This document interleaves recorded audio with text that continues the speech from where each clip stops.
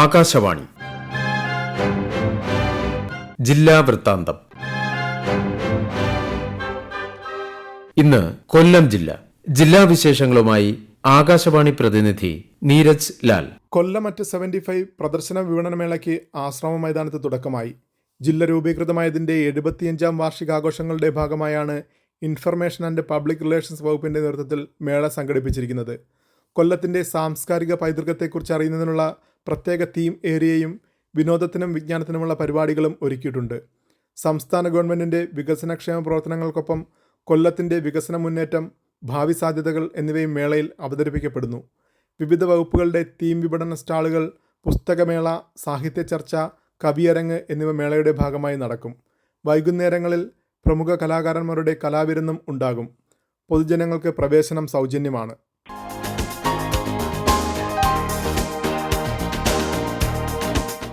ഉപയോഗശൂന്യമായി കാടുമൂടിക്കിടന്ന ഇടം ഉല്ലാസ കേന്ദ്രമാക്കി നഗരത്തിൽ വി പാർക്ക് യാഥാർത്ഥ്യമായി.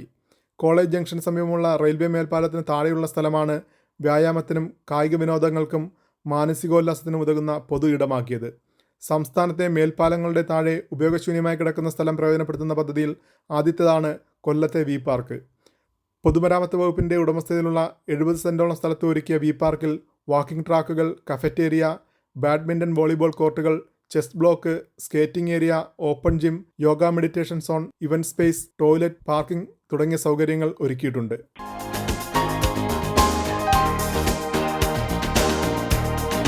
സുരക്ഷിതമായ ഭക്ഷണശീലത്തെക്കുറിച്ച് ബോധവത്കരിക്കുന്നതിന് ജില്ലാ ഭക്ഷ്യസുരക്ഷാ വകുപ്പ് ഈറ്റ് റൈറ്റ് മേള സംഘടിപ്പിച്ചു. പൊതുജനങ്ങളിൽ സുരക്ഷിതവും പോഷകസമൃദ്ധവുമായ ഭക്ഷണശീലം വളർത്തിയെടുക്കുന്നതിന് കേന്ദ്ര ഭക്ഷ്യസുരക്ഷാ അതോറിറ്റി രാജ്യവ്യാപകമായി നടപ്പാക്കുന്ന പദ്ധതിയാണ് ഈറ്റ് റൈറ്റ് ഇന്ത്യ. പരിപാടിയോടനുബന്ധിച്ച് പോസ്റ്റർ രചനാ മത്സരം, വിവിധ ചെറുധാന്യങ്ങൾ ഉപയോഗിച്ച് ഭക്ഷ്യവിഭവങ്ങൾ പാചകം ചെയ്യുന്ന മത്സരം, മില്ലറ്റ് ഉൽപ്പന്നങ്ങളുടെ പ്രദർശനം, പാനൽ ചർച്ച, സാംസ്കാരിക പരിപാടികൾ എന്നിവയും നടത്തി.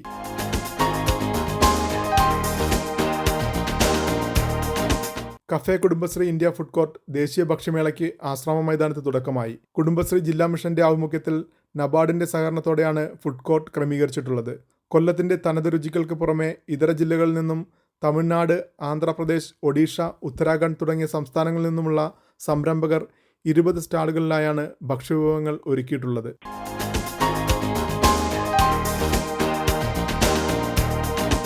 സംസ്ഥാന ബാലാവകാശ സംരക്ഷണ കമ്മീഷന്റെ ബാലനീതി, പോക്സോ, RTE എന്നീ വകുപ്പുകളുടെ ഏകോപനവുമായി ബന്ധപ്പെട്ട് ജില്ലാതല അവലോകന യോഗം ചേർന്നു. കുട്ടികളുടെ സ്വഭാവത്തിലുള്ള പ്രശ്നങ്ങൾ ബാല്യത്തിൽ തന്നെ തിരിച്ചറിഞ്ഞ് പരിഹരിക്കുന്നതിനുള്ള നടപടികൾ ബന്ധപ്പെട്ട വകുപ്പുകൾ സ്വീകരിക്കണമെന്ന് യോഗം വ്യക്തമാക്കി. കുട്ടികളുടെ അവകാശ സംരക്ഷണ നിയമങ്ങൾ സംബന്ധിച്ച് അവബോധം വ്യാപകമായി എല്ലാവരിലേക്കും എത്തിക്കണമെന്നും യോഗം നിർദ്ദേശം നൽകി.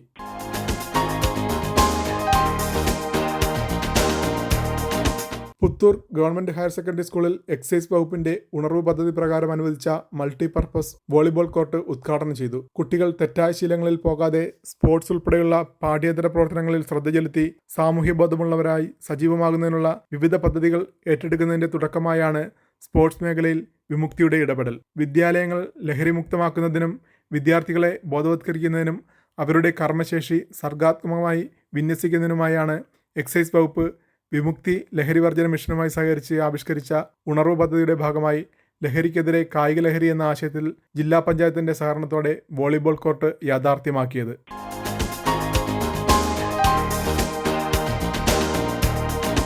സംസ്ഥാന യുവജന കമ്മീഷൻ നടത്തിയ ജില്ലാതല അദാലത്തിൽ 21 പരാതികൾ തീർപ്പാക്കി.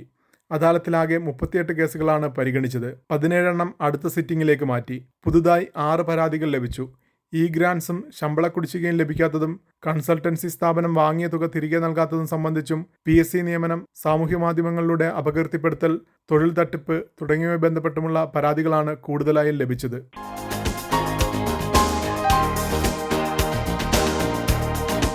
ജില്ലാ കളക്ടറുടെ നിർദ്ദേശപ്രകാരം ജില്ലാ സപ്ലൈ ഓഫീസറുടെ നേതൃത്വത്തിൽ കൊല്ലം താലൂക്കിലെ വിവിധ സ്ഥാപനങ്ങളിൽ സംയുക്ത പരിശോധന നടത്തി.